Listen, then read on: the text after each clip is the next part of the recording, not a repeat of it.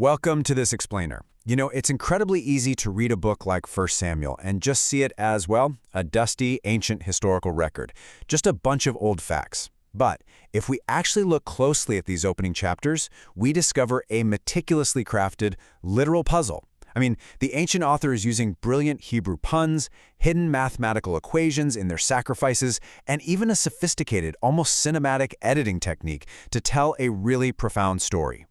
So, here is our roadmap for today. We're going to start with the true king requested, then move into the math of sacrifice, look at a song of reversal, examine the rules of the feast, and finally wrap up with light versus darkness. Okay, let's dive right in. Section 1. The true king requested. Let's start by looking at a brilliantly hidden pun. So, when God actually answers Hannah's prayer for a son, she dedicates him to the Lord and names him Samuel. Why? Because, as she says, she asked him of the Lord. But here is where we hit this amazing linguistic irony. The Hebrew word for asked or requested is Shaul, and Shaul translates directly to Saul. Throughout these early chapters, the text just repeatedly links Samuel to this exact word, Shaul.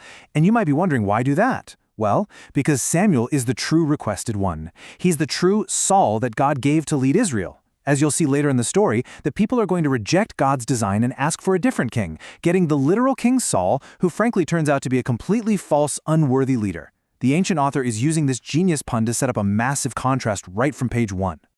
Moving right along to Section 2, the math of sacrifice. Let's take a look at what perfect obedience really looks like. Hannah waits to take Samuel to the tabernacle until he's weaned. And that brings us to a very specific, absolutely crucial number, 3. In the ancient world, a child was typically weaned right around 3 years of age. When those 3 years are finally up, Hannah takes Samuel to Eli the priest to fulfill her vow. But she doesn't just bring the boy. She brings a 3-year-old bull. Now, why exactly 3 years old? Why is the text so hyper-specific about the age of this one animal? Well, it's a substitutionary sacrifice. By law, the child belonged to the Lord right from birth, but Hannah had to hold him back for 3 years to nurse him. So the 3-year-old bull literally substitutes for the 3 years the unweaned boy was held back from the tabernacle. It perfectly, exactly covers that span of time. And when you follow this sequence, from birth to waiting 3 years for weaning to bringing the exact 3-year-old substitute, the math gets even more astonishing. See, along with the 3-year-old bull, Hannah brings exactly 1 ephah of flour. Now, if you really dig into the book of Numbers, the legal requirement for a grain offering alongside a bull is 3/10 of an ephah per year. So, do the math with me. For a 3-year-old bull, you need 3/10 plus 3/10 plus 3/10, which equals 9/10. They rounded it up to a baker's dozen, basically bringing 1 full, perfectly measured ephah of flour. This unbelievable attention to detail shows us that Hannah and her husband aren't just going through the motions. They are righteous people, fulfilling God's complex laws to the absolute letter. Which leads us beautifully into Section 3, a song of reversal. Let's dive into Hannah's incredible prophecy. When Hannah finally leaves her son at the tabernacle, she doesn't just walk away. She sings this epic song praising God as an immovable, holy rock who dramatically reverses fortunes. She sings, "The Lord makes poor and rich. He brings low, he also exalts." Hannah realizes something huge here. Her personal victory is actually a micro-picture of how God runs the entire universe. It is a profound theological statement. You see, in a corrupt society, the righteous are often poor because they refuse to cheat, right? And the rich are often wealthy simply because they oppress others. Hannah is essentially prophesying that the Lord is going to judge the ends of the earth, settle all accounts, and that a Messiah, an anointed king, will eventually come to establish this total reversal permanently. And this brilliantly illustrates a massive literary connection. Hannah's ancient song of reversal literally serves as the direct blueprint for Mary's famous Magnificat in Luke chapter 1. I mean, the parallels are just undeniable. Mary, pregnant with Jesus, clearly knew Hannah's song and had meditated deeply on it. Both of these women sing about exalting in the Lord, both praise the Mighty One for scattering the proud, and both celebrate the mighty being brought down while the humble are lifted up. It's like Hannah's ancient song formed this incredible literary bridge, linking Samuel, the one asked of God, straight to the ultimate Messiah centuries later. Okay, let's shift gears to Section 4, Rules of the Feast. We need to talk about the ancient peace offering.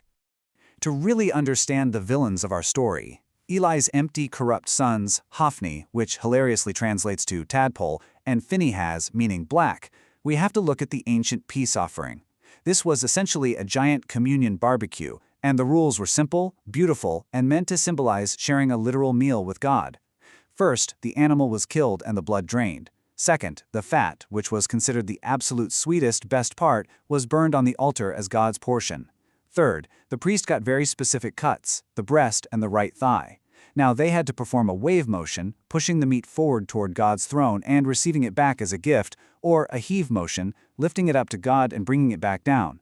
It was this physical, tangible reminder that this food belonged to God, and he was graciously sharing it with the priests. And finally, step 4, the family ate the rest. Beautiful, right? But Eli's sons entirely disregarded this beautiful system. I mean, they completely trashed it. They ignored their allotted wave and heave portions entirely, which means they totally failed to dedicate the food to God. Instead, they just invented this brand new greedy rule. While the family's meat was boiling in a pot, a servant would walk up with a giant 3-pronged fork, stab it into the cauldron, and just steal whatever came up. And it gets even worse. They actually started demanding raw meat for roasting before the fat was even burned for God. They were literally stealing God's portion right off his plate. And if a worshiper kindly asked them to, just wait until God's fat was burned first, the priests threatened to take the meat by physical force. They completely and utterly despised the Lord's offering, taking a sacred family feast and turning it into a corrupt shakedown. And that brings us to section 5, light versus darkness. Here's where we see that cinematic contrast I mentioned. The author of 1 Samuel didn't just write down facts in chronological order.